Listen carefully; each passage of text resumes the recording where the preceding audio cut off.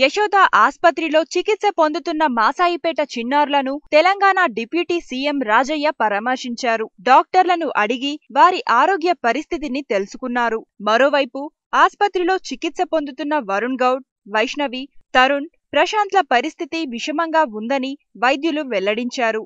శ్రావణి, శరత్ల పరిస్థితి మెరుగైనా వారి పరిస్థితి ఇప్పుడే చెప్పలేమని, ఇప్పటికే 12 మందిని జనరల్ వార్డుకు మార్చి చికిత్స అందిస్తున్నామని చెప్పారు. హాస్పిటల్లో 20 మంది విద్యార్థులు